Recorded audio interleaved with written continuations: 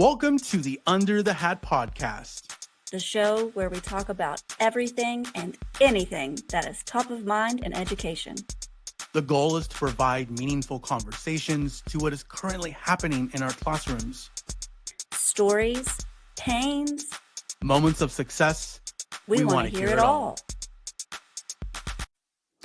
Hey friends, welcome to the season 3 finale here. We are at the bottom of season 3. It just feels like a couple days ago that I was doing the very first episode to kick off this show. But so we're super thrilled to be here. I'm your host, your co-host, Steve Martinez. And as always, I'm joined by the lovely Sophie Youngs. And this is episode 80, right? It is. It makes my brain feel better that we're ending on an even number. If it was odd number, I would feel I'm like, we have to do another one just to make it even. I love that it ends with a 0. That like makes it so beautiful. It scratches a very nice itch in my brain.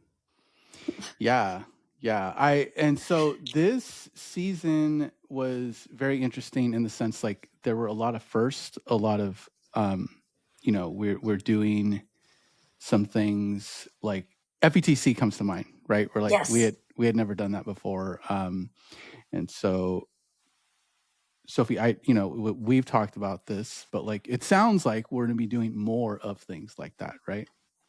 Yes, it looks like it's going to be a possibility, like, of us going to more conferences, of us doing more like micro interviews and things like that. And maybe even just like taking the pod on the road a little bit more than what we have. Like we've done that once. So season 4 promises to have more of those opportunities if the stars align.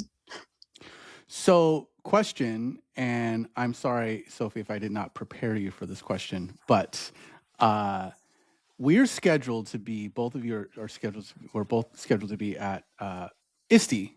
And so I'm there with the media pass. ISTE was very kind to throw that our way. You are speaking, running a full session.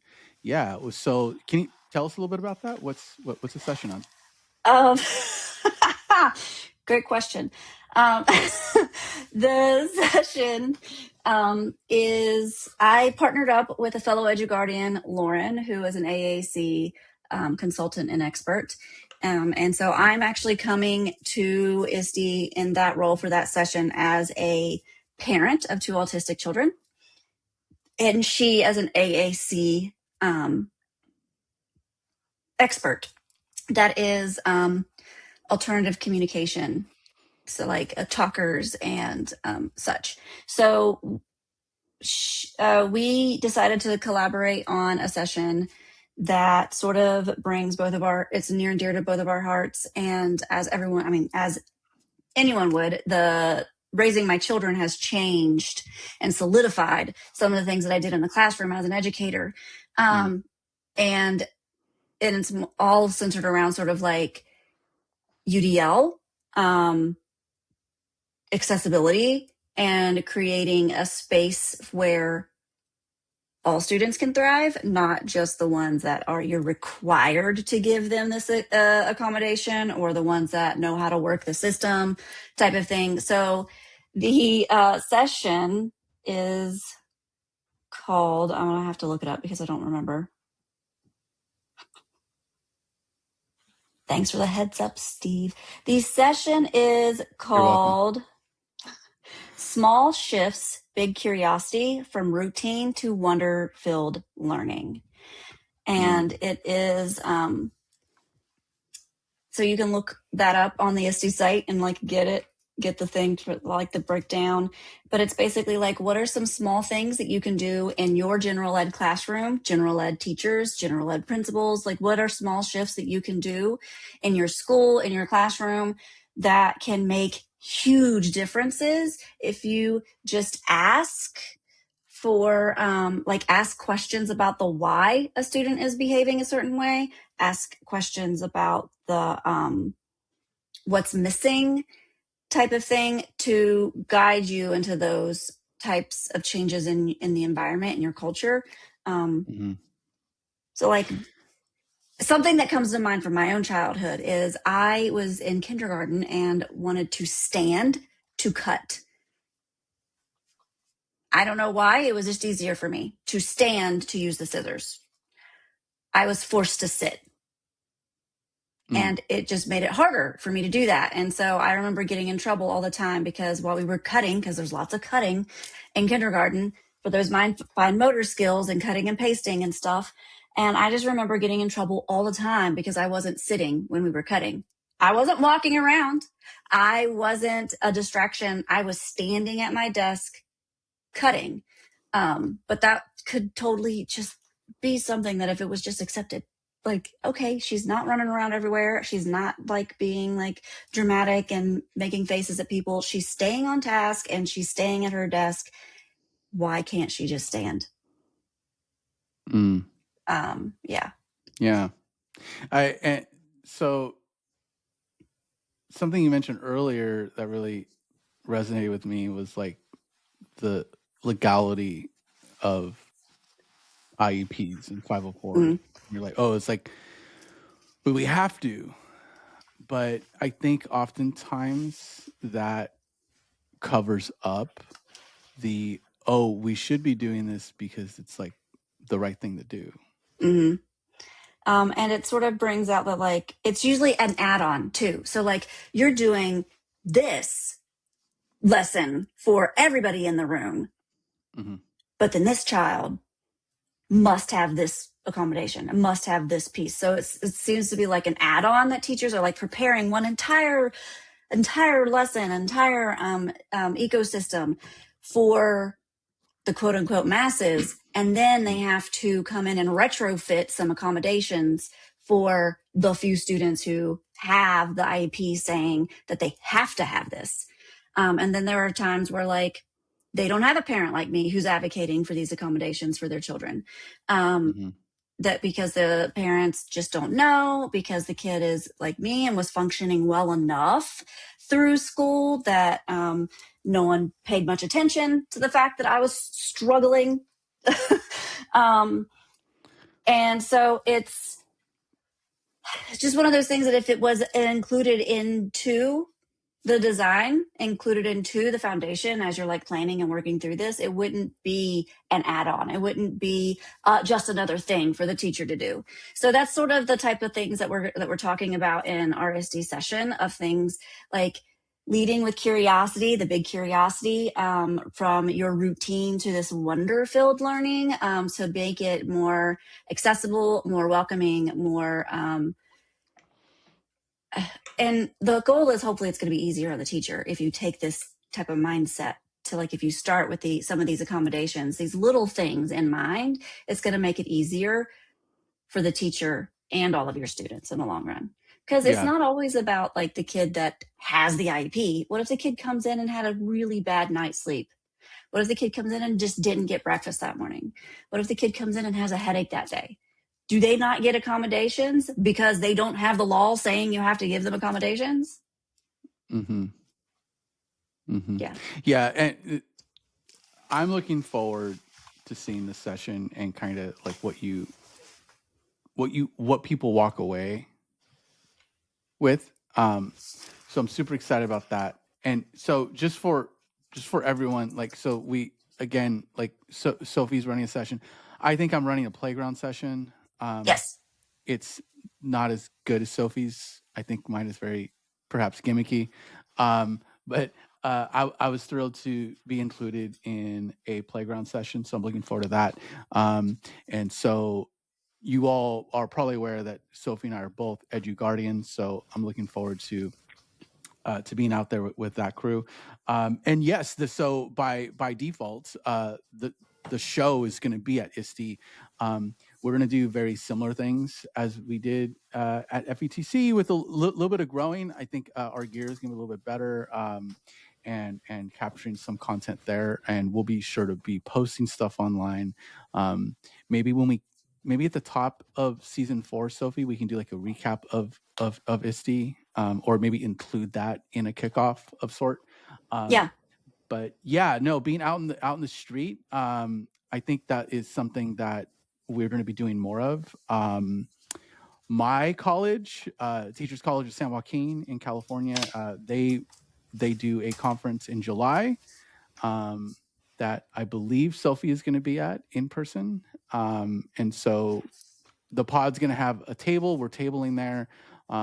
Sophie and I are also running sessions at that conference. So for anyone that's in California, feel free to check that out. I'll include that in the show notes as well. Yeah. Steve signed us up for those sessions, so I'm really not sure what sessions we're presenting. One is on underwater basket weaving. We have no. I think so, Sophie. I think we're doing our Blunderbuster session, which we both love. That's a good one. The Fast and Mysterious session, which I believe is also my playground session. Your ISTE session. Yeah. That one's good. Has a lot of Gemini goodness in it. But yeah, no, looking forward to that. This season has included a wide range of guests. I am super proud of the lineup that we had this year. And so we're looking to expand on that for season 4. And kind of just looking through the list here of just folks that we've had.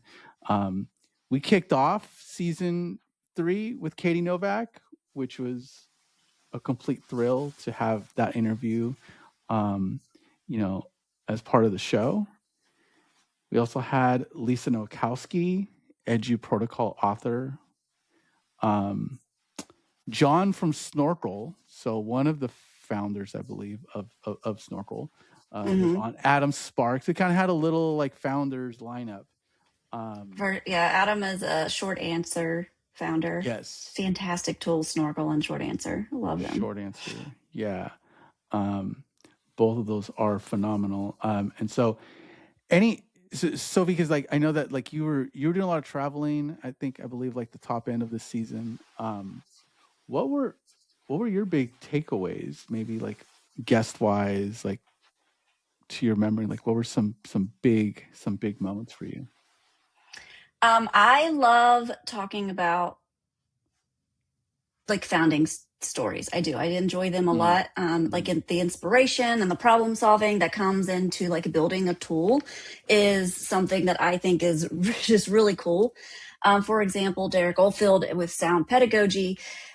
He's from West Virginia, where I am, and he and I have been friends for a little bit. And then he decided to start building a tool to solve a problem. And it is just really cool when someone takes that initiative to do that. And he's not even an engineer or programmer, but because of the tools that he has access to, he can build this that is going to make coaching and helping the growth mindset and all educators to become better in their art of teaching it easier, because they're going to get that data. Like, it's just really cool. And the same thing with like Snorkel. Why did they build it? How did they start that learning journey? What sort of hurdles are they having? Are just really cool stories to me. I really enjoy listening to those types of things, especially and like Short Answer was a master's thesis. Yeah, it was like a Edtech capstone of sorts. Yeah. So it's just kind of cool. It's just cool. So I really like those. We did have like a few of them. And then we also had some like speakers and leaders types of things. Like Dan Thomas with his jokes and Legos. And then we had Anthony Beckett too, the founder of Markify. But then we had Dave Burgess, who's Teach Like a Pirate, but then he also founded his publishing and consulting company. And then Star Saxton, some authors. We had authors because he has a couple books. Didn't you read her books, Steve? Stars. Yes. Hacking the Assessment. Yes. And I think she's come out with another one. Yeah. Yeah. Like since she's writing a lot. And then we had Brian Kulak, who did The Hot Seat, and then also his new book. What was that one? Oh, one of the All books right. is The Hot Seat, I think. Yes. Yes. And I bought The that. other, oh, you did. Yes, I did. Hold on. I think I have his other one. Yes. So the hot seat, um, Nice. and that's Brian. And then level up leadership Uh, was the new one that we were supposed to end up talking about, but that we were just obsessed with the hot seat. it's a crazy cool story. It's a really cool story, and I like it a lot. And Yeah. and he continues doing the hot seat on his Instagram as well. So that's Yes. really cool. Yes. Anyway, so those are his two books. We had other authors too, like the Magical CTE Classroom was Tisha Richmond. Tisha, and she has She just the has that. Magical Classroom as well. So We she had, has, well, we had like last week, we had Steam Machine. yes, and they They're have back with their new update. book. Well, it's a new book and a new addition to the previous. Yes, Um, and those two are phenomenal. Oh, The Business of You. Um, yes, they have a book, and then I think they are developing an app yeah. called Blue. Which, so Sophie, I don't know if I mentioned this. They are going to be at EduGrowth in July. Yay! So, and actually, there's a few folks that are going to be there in person with us. Because Derek is too. Yeah. Derek is too. So that's gonna be really cool. But yeah, the business of you, this concept of an app helping you figure out you, particularly if you don't know where you is going, right? Professionally. Yes. I think their target audience is like juniors in high school to like figure out for like counselors to use their the book and the app to figure out which path when you head up to college is going to be like the best one for you, which is phenomenal because depending on the area that you're in, you are either really exposed to a variety of options or Yeah. teaching is pretty much what you see because you're in school. Well, I mean, I would say too, like, yeah, that's fine if that's their target audience. I would like, I would say that like, I think we all need that. Like, I Yes. think particularly with the work that I'm doing right now, like I see a lot of people that want to enter the teaching profession. This is their like second or third career. Yeah. And it's such a different profession, right? They enter and they're like, "Oh, this is not just handing out worksheets." I'm like, "No, sir, it is not." No. And I Well, think and it's, that's why they want to get the juniors so that they don't become 30 somethings and still don't know what they want to be when they grow up.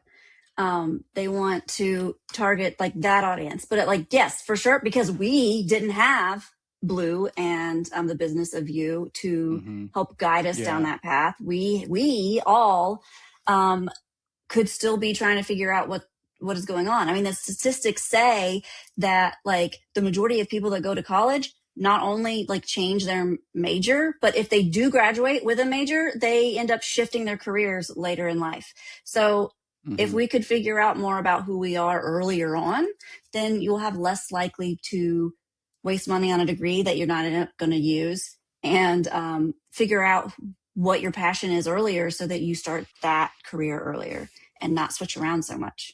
Mm. Like me. Oh, well, I mean, like, and sometimes it's like where, can I put it this way? It's where gravity takes you as well, right? And Yeah. I didn't, when I was in the classroom originally, I didn't, I never saw myself leaving. I'm like, oh, this, at most, I was like, oh, maybe I'll be a coach one day, maybe. I never thought like I would go and work for a company like Cami, right? Like that's just where I think sometimes life just like moves you other places. But like when you do make those pivots and those shifts, like I think it's good to like reevaluate. I think what the business of you preaches of like how are you going to sell yourself? How are you going to take care of yourself, right? And like But yeah, no, there was some very good, interesting, powerful messaging throughout this season. Um, I do have, I don't know if it's appropriate right now. I do have a little bit of content to share.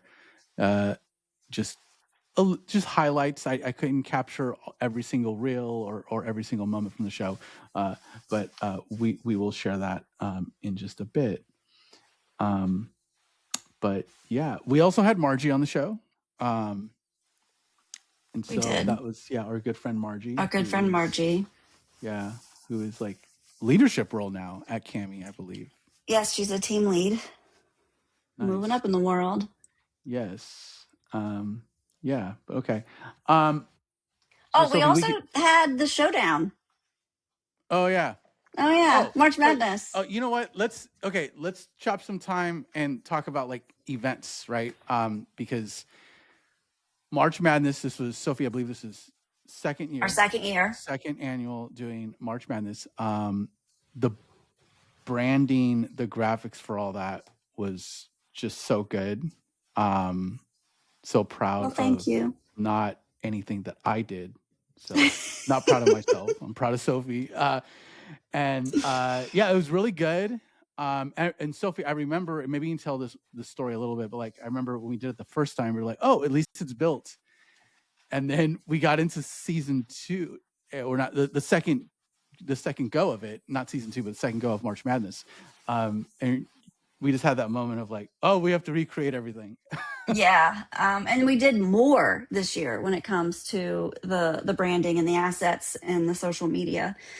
So it was a lot more to make, and it wasn't like we were starting from scratch. I had some templates and stuff, but after learning and growing, like marketing and graphic design, just looking at what we did before, I was like, it was cringe. It was a little cringe, and Yeah. the whole show is sort of going through like a maturing brand change right now. So it just made sense Yeah. to sort of start that and explore some of those options with March Madness, with that opportunity to create all of these new um, assets. So we did sort of have the structure built, like we knew what we wanted to make, but then and so then remaking those was sort of quick, but it was the additional things that we were like, oh, we need to do this, and oh, we need to do that, and oh, we need to do this. And we still now have like ideas that we were going to do for next March Madness. So Yes. Yes. And that seems like that's just something that we're doing now, right? yeah, That Edgy Protocol team working with John in that way. And it's just like the community there is so strong and thriving and our and positive. presenters are amazing and wonderful. Yeah. And we now we have like all of their videos like hosted, so you're not just like, even if you missed it, we still have all of that free PD for you all. And John has put it in the Edgy Edge Protocol Protocol Plus, I Plus believe. stuff as well. So Yes. it's like you've got those, you could still learn from those types of things, and that's something that I'm really we did some blogging this year too, I think, starting with Yeah. the March Madness, so we have some blogs Yeah. on our site now. Yeah. um Yes, so that was a whole lot of fun.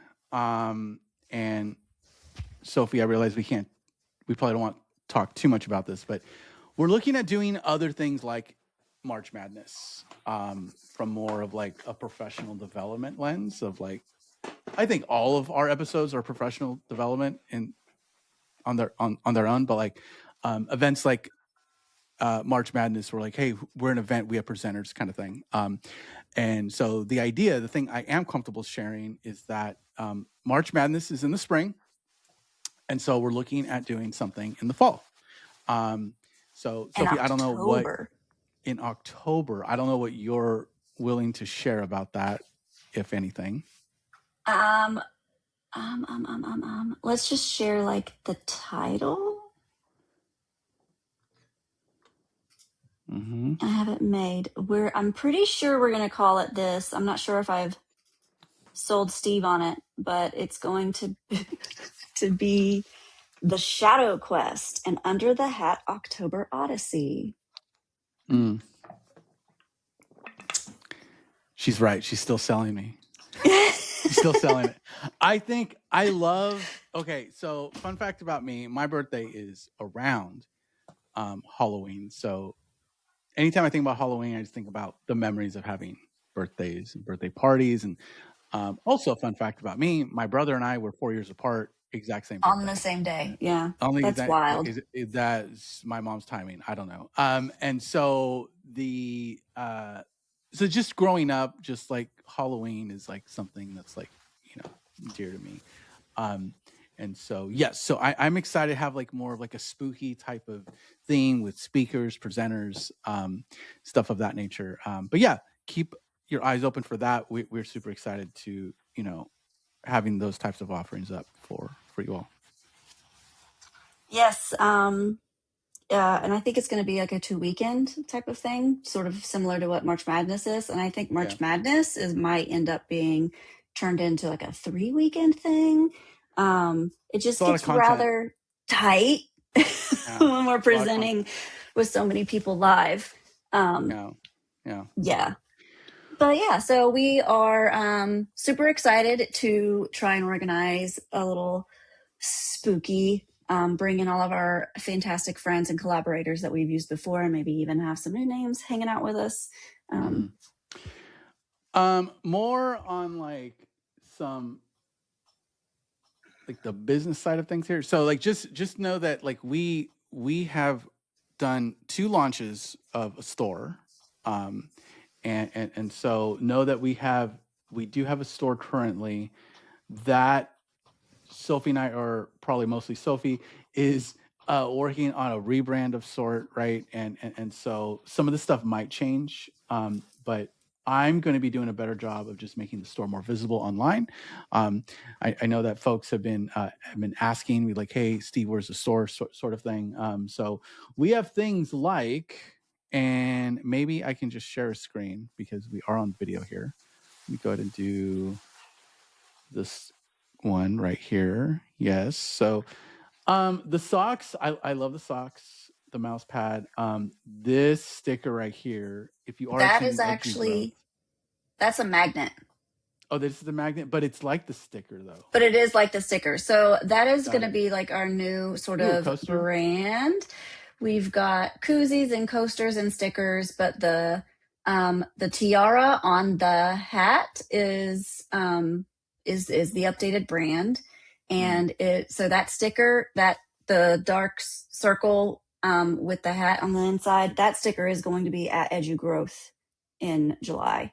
So if you yes. want to stop by and pick up one of those Yes. stickers, we have that. Please do so. Yeah. And yep. Love that. Love that. Also, we are we're going to be over the summer working on season 4 stuff. To be fair, I actually do things around here, while Sophie is working on the graphics and the rebrand of sort. I will be I'm in several conversations of guests for season 4, and so be on the lookout for that. If you know anyone that you're like, oh, Steve, this person would be a great guest, or I think I'd be a great guest. Um, Feel free to send me a DM. We'll be doing posts on that. The other thing that the pod is doing that we've not really done before and that we're exploring is sponsorships. And so Sponsorships. yeah. So just to help us keep the show afloat, we're not looking at making money off of the show by any stretch of the imagination, but there's been a lot of out of pocket expenses. The pod is an LLC now, which, if you know anything about LLCs in the state of California, that comes with a small little price tag. And yes, I'm being sarcastic. So we're just trying to get just making sure that it's staying afloat. We are in some conversations right now with sponsors and helping build content. We also just love, like, if we love a product, We uh, love to we just love promote just them. promote it Yeah. and help it. And there's several of them out there that Sophie and I both love. And so we be on the lookout for that. If you know anyone, or startups or anything of the sort that would be interested in like chatting about creating content, blogs together, stuff like that, we're more than happy to support in I'm that way as well. excited about the new content that we're potentially going to make, specifically like the commercials that we're gonna have commercials inside of our shows now. So I'm excited to make some of the new content and explore that type of marketing that I've not done before. So Yeah. I mean, and I think that's like having a podcast is also, I feel like, a safe space to learn and explore things. I felt, Sophie, like you and I we were at the advantage of working at Cami. We learned a lot of different things from like the marketing team, social media, like Hannah comes to mind. Hannah helped us a lot in social, yeah. And even just like hearing her talk about it, I'm like, oh, yes, that makes a lot of sense to me. And you know, also getting like the New Zealand perspective, I feel too. Like I felt like we got a lot of different perspective on the business side. And now talking with folks here in the States in more detail, like especially in my particular role, like just hearing the different perspectives from country to country on it has been cool. But yeah, all exciting things.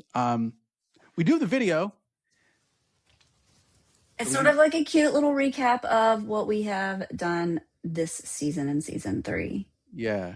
And again, it doesn't capture everything, but just a little bit of like, ooh, this was good sort of thing. But yeah, we'll go ahead and play that right now.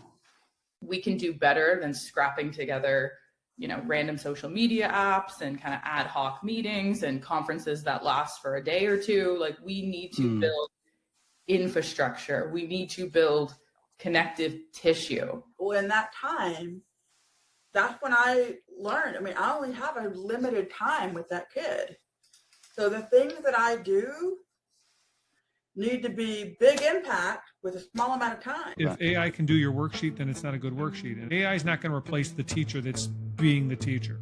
AI is going to replace the teacher that's holding the teaching position, just regurgitating information and reading off the slide deck at the front of the room, right? But they're not going to replace the human connection that we have in the classroom. The very first slide says, why are we here? Which is sort of this existential question, right? But underneath it, it says, you do not need to be fixed first. Like, you don't need to be fixed. You're not broken. There's nothing wrong with you. You are not getting coaching because somebody thinks that you need to get better. You're getting coaching because your leadership team is committed to providing you personalized, non-evaluative support. If you think about a session, if it was like the top 10 ways to be more engaging, and I'm up there and I'm standing in a suit and I'm reading down my PowerPoint slides, you walk away from that thing, and it might be a great session, but what are you ever going to say to someone about that, or remember it, or like if you don't know the name? But like nobody walked away from my presentation at any point during that early development stage without being able to very clearly communicate what they saw. They just like walk with like, hey, have you seen the pirate guy? Like he's presenting again tomorrow. You got to go see the pirate guy. Like they might not even know my name, but they knew like, go find that guy who's dressed like a pirate. Like go to that guy's session, right? You know? Out of all my years of school, maybe only 2 or 3 teachers ever really effectively used technology. Most of them still did it the way it's been done for 60, 70 years, which there's no problem with that. How can we do stuff? There's no problem specifically with old technology. And there's been a big theme of, you know, should we just get rid of all the screens? But I think what we should be looking at is how can technology do things that couldn't be done before, right? How can we do something that a whiteboard or a piece of paper couldn't do beforehand? I think that the system is working exactly how it's supposed to work. I feel like the system is working exactly for what it was molded into. It's almost like the Matrix, like what we all think we're here for versus what we're really here for.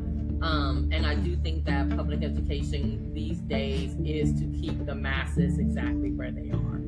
And I think we need to fight that. We were very quick to say to other people, hey, you're awesome, you know, and just kind of move on, but and very slow to recognize it by ourselves because we're afraid of being cocky. But as parents, when have you ever sent your kid to a school where you didn't want their teachers to be awesome? I don't think you can find a parent who is really seeking mediocrity and the people that are going to spend the year in front of their kid. And another thing is that kid may not get any awesome all day except what comes from that teacher or from that leader or from the person who does a checkout at the grocery store. But until you know what your awesome is, you're not able to share it because you don't know you have it. And so you've got to be embraced. You got to embrace what makes you awesome. And I was speaking a little bit about problem-based learning, a subset of project-based learning in which there are actual stakeholders. But then there was a lot of work I did in design thinking where they really spent a lot of time in the empathy piece, which I think some people choose to skip. I've worked with several projects where I've seen people skip it, and even PBLs where I've said, the empathy piece could really help connect us to the audience and different stakeholders at an early stage. And I think that becomes a through line throughout design thinking projects that becomes a really key piece, that continuing to look at different perspectives of different stakeholders. Yeah, and I mean, the empathy piece for me, and I say this to teachers that I train, but also with my actual students, is like, to me, that was the most important part, right? And like, you don't have that insight of your audience, of your stakeholders, of the people that are deeply impacted by said problem. It's going to be really hard to solve something when you don't have the pulse on a more human level.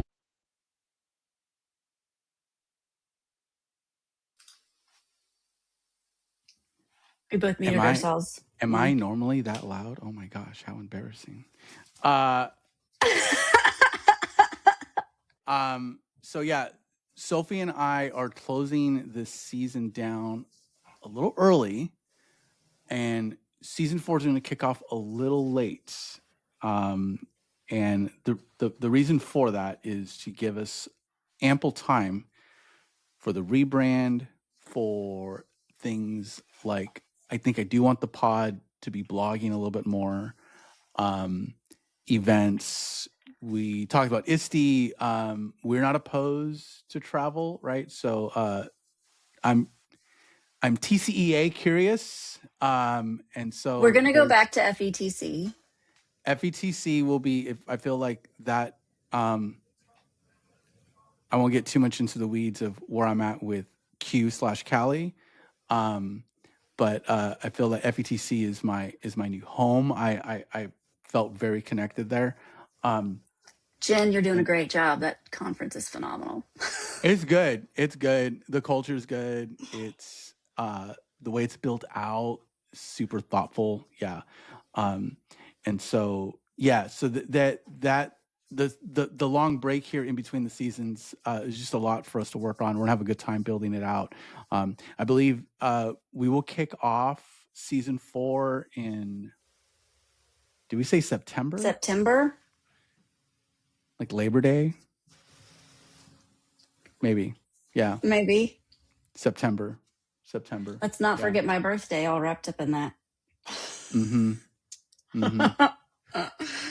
Yeah. Yeah. So you guys have I don't know if you're ready to close now, but have a wonderful end of the school year, summer break, start of the school year, and then we will be back in your ears in September. We'll be doing a lot of posting over the summer. Like you'll be seeing stuff like content wise. But yeah, like I'm kind of excited to take, like, it's a good moment of pause when you're a podcaster to what went well the last season or previous seasons, stuff you enjoyed, stuff you hated, stuff to improve on. And also celebrations, right? But like, yeah, looking forward to it.